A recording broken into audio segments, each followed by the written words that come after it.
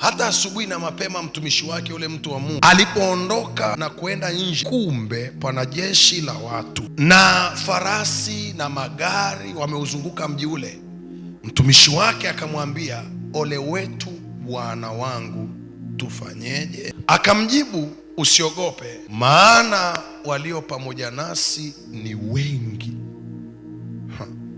kuliko walio pamoja nao. Neno hili nabii Elisha akulisema kwa sababu yeye ni nabii. Neno hili nabii Elisha alilisema kutokana na wapi alipokuwepo. Wako kwenye mlima mmoja, maisha yao ni kwenye mlima mmoja, lakini mmoja kuna mahali amesimama na mwingine kuna mahali hajasimama. Ili ujue ninachomaanisha hapa, twende mstari wa 16. Akamjibu, usiogope, maana walio pamoja nasi ni wengi kuliko wale walio pamoja nao. Elisha akaomba. Elisha prayed, akasema, and said, Bwana, Lord, nakusihi, I pray, kabla hujapambana na hayo majeshi, before you overcome these armies, natumia maombi mfungue huyu macho. Mahali pa maombi alipokuwa amesimama palikuwa panamruhusu kuona jeshi lisiloonekana, kadri ya kiwango ambacho mtendakazi wake eneo alilosimama ni la kimaombi lakini yuko kimwili. A prayer place where Elisha was allowed him to see the army that's not invisible, but the servant, the assistant, could not see that. Tunaona neno linatajwa pale, akaomba. We see the word there, he prayed. Walikuwa mlimani usiku mzima. They were in the prayer mountain the whole night. Yamkini huyu alilala, peradventure the one was asleep, kwa hiyo hakuwa anaona kilichozunguka eneo. So he could not see what surrounded them. Akakalala hadi asubuhi. Asubuhi anakutana na jeshi linaloonekana. In the morning he saw the army that was seen. Akaanza kutetemeka. He started to tremble na kuogopa and to be afraid. Niza nikuonyeshe namna maombi yana provoke majeshi yasiyoonekana. I want to show you how prayers can provoke invisible armies. Yakamzunguka mtu. So these armies can surround someone. Yakalizunguka kanisa. They can surround the church. Wako kwenye mji. They are the same city. Wanamcha Mungu. They all fear God. Wanampenda Mungu. They love their God. Lakini mmoja yupo kwenye hali ya kimaombi. One of them is in the situation of prayers. Inayomlazimisha aone majeshi yasiyoonekana. That is forcing him to see invisible armies. Hii ni kusema hivi. This is to say like this. Mtu mmoja anayeomba, one man who prays, ni imara kuliko vikosi 70 vya jeshi. Is stronger than 70 troops of armies. Do you know? Unajua, ninapozungumzia na kusema majeshi yasiyoonekana, when I talk about invisible armies, simaanishi tu majeshi yaliyo kwa ajili ya vita. I don't mean the armies which are there for war. I mean a full divine support. Ninamaanisha kwamba ni msaada wa kimungu, msaada kamili wa kimungu. A support. Msaada kamili wa kimungu. Ngoja. Wait. Hivi mnafikiri haya majeshi yalikuja ili yapigane vita? Do you think the armies came? Kwa sababu ukiendelea kusoma hamna mahali ya majeshi yalifanya kazi yoyote. Mliona haya majeshi yakiua mtu pale? Hapana. Kaangalie maandiko yanasema haya majeshi hayakuhusika chochote. Yeye alitoka tu akasema, Mungu wapuge upofu wanifuate. Akamwambia, mnamtafuta nani? Elisha. Haya, nifuateni. Majeshi yakabaki pale yalipokuwepo, akawapeleka mpaka. Kwa hiyo haya majeshi hayakufanya kazi yoyote siku hiyo. These armies which are not seen did not do anything that day. So the emphasis is not majeshi kuwepo. Kwa hiyo msitizo is not about the kwa ajili ya vita. For the war. The emphasis what makes those army to be around. That's the emphasis now. Msitizo mkubwa ni kwamba nini kinafanya majeshi hayo kuwa maeneo yale. Haya majeshi these invisible armies, ambayo mtumishi wa Elisha aliyaona, manake Gehazi, this army that the assistant of Gehazi saw, the assistant of Elisha saw, yalikuwepo mlimani.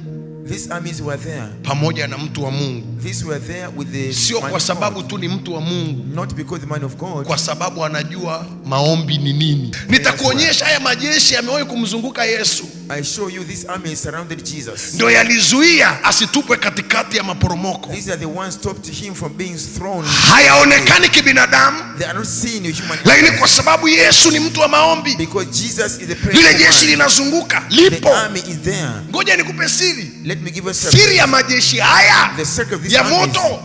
haikuwa kwa ajili ya vita. It's not about war.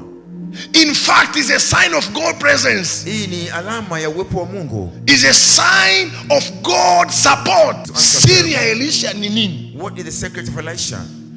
Na haya majeshi yaliyosimamishwa And these armies which are established there, yako kwa ajili ya kazi gani? what were they for? Kwa sababu tunaona hata siku hiyo hayakufanya kazi, lakini yalikuwepo. We see in that day they did not work at all, but they were. Elisha tu anaamuru, anasema Bwana wapige upofu hao. And Elisha just said, blind them. Alafu wanakujikuta vipofu, And they find themselves blind. wanaomtafuta The one they are looking ndio for, anawateka, anawapeleka katikati ya Samaria.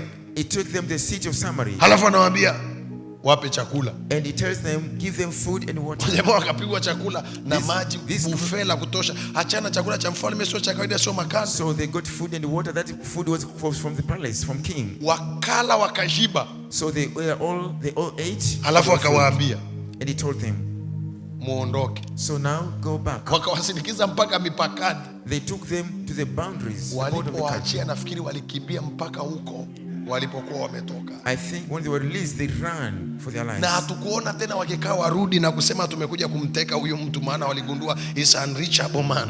And we never see them coming again to arrest him. Mimi siri yangu leo My main issue ni swali moja. is only one question. Umewahi kutafakari ya kwamba ili jeshi siku hiyo alikufanya kazi yoyote? Have you ever meditated that this army that day did nothing? Je, lilikuwepo kwa ajili ya kufanya? Je, alikupaswa kuwepo? Ni muhimu liwepo. Nini kilisababisha ili jeshi liwe pamoja na mtu wa Mungu? Ni wito aliokuwa nao? No, the life of prayer. Ni maisha ya maombi ya Elisha. That provoke unseen army, iliyosababisha jeshi lisiloonekana. That life of prayer caused the unseen army to be in the presence of the mountain.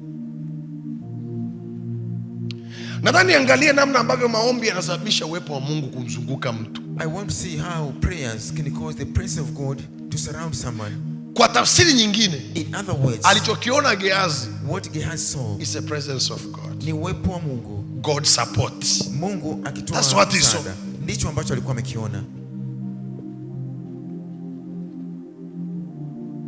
And from that level now is where you can download anything you want. Na kutoka hapo sasa unaweza ukachukua joto unalohitaji. Elisha yeye akaamua tusimwage damu za watu wawe vipofu. Elisha decided, I should not shed blood. Let them become blind. Kanisa lisilo na watu wanaoomba The church without people praying, haliwezi kuwa na uwepo wa Mungu. it cannot have the presence of God.